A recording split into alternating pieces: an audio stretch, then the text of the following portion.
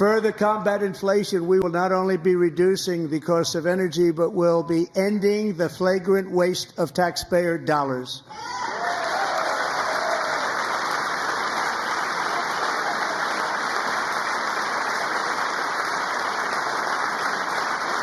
And to that end, I have created the brand new Department of Government Efficiency, DOGE.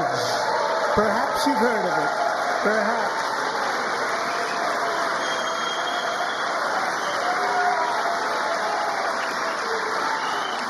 Which is headed by Elon Musk, who is in the gallery tonight.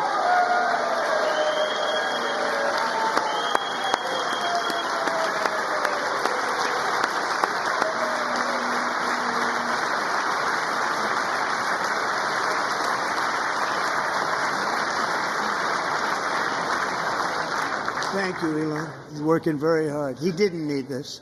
He didn't need this. Thank you very much. We appreciate it. Everybody here, even this side, appreciates it, I believe.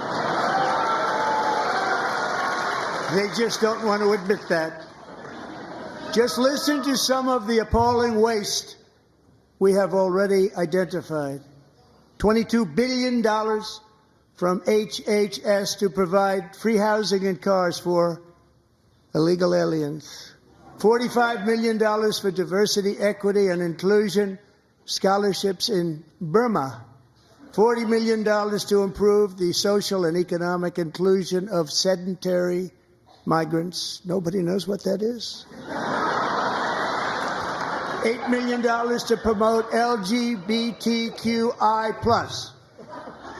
in the African nation of Lesotho, which nobody has ever heard of. $60 million for indigenous peoples and Afro-Colombian empowerment in Central America. $60 million. $8 million for making mice transgender. This is real.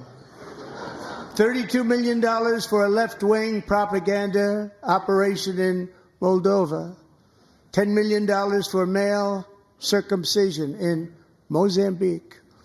$20 million for the Arab Sesame Street in the Middle East. It's a program. $20 million for a program. $1.9 billion to recently created Decarbonization of Homes Committee, headed up, and we know she's involved. Just at the last moment, the money was passed over by a woman named Stacey Abrams. Have you ever heard of her? A $3.5 million consulting contract for lavish fish monitoring. $1.5 million for voter confidence in Liberia. $14 million for social cohesion in Mali. $59 million for illegal alien hotel rooms in New York City. He's a real estate developer. He's done very well.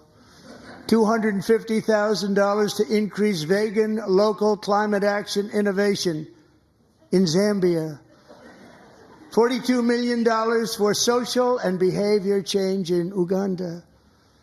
$14 million for improving public procurement in Serbia. $47 million for improving learning outcomes in Asia. Asia's doing very well with learning. You know what we're doing. We should use it ourselves. And $101 million for DEI contracts at the Department of Education. The most ever paid, nothing even like it. Under the Trump administration, all of these scams, and they're far worse, but I didn't think it was appropriate to talk about them. They're so bad.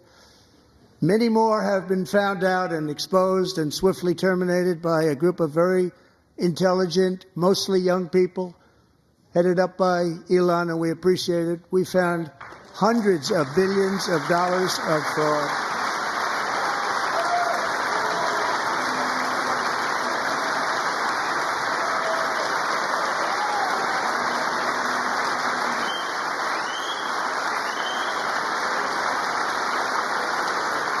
And we've taken back the money and reduced our debt to fight inflation and other things. Taking back a lot of that money. We got it just in time.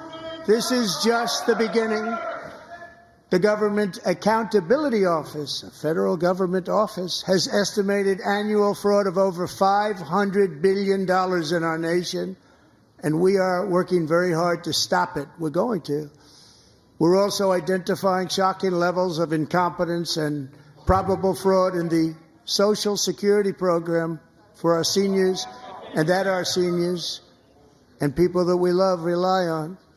Believe it or not, government databases list 4.7 million Social Security members from people aged 100 to 109 years old. It lists 3.6 million people from ages 110 to 119. I don't know any of them. I know some people that are rather elderly, but not quite that elderly.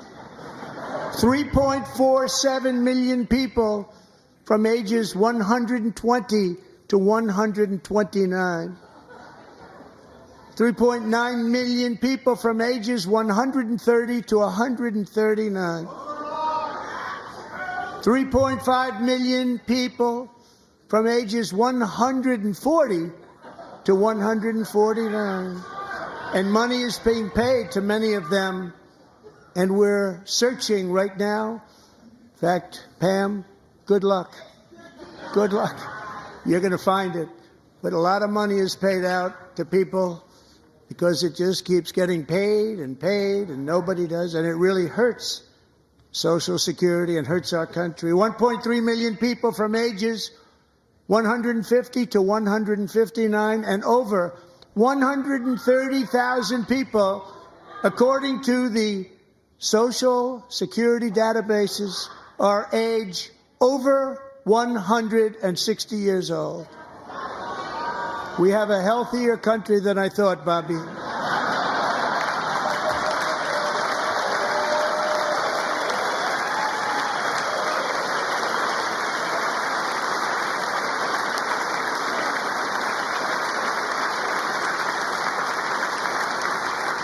Including, to finish, 1,039 people between the ages of 220 and 229, one person between the age of 240 and 249, and one person is listed at 360 years of age. More than 100 years older than our country.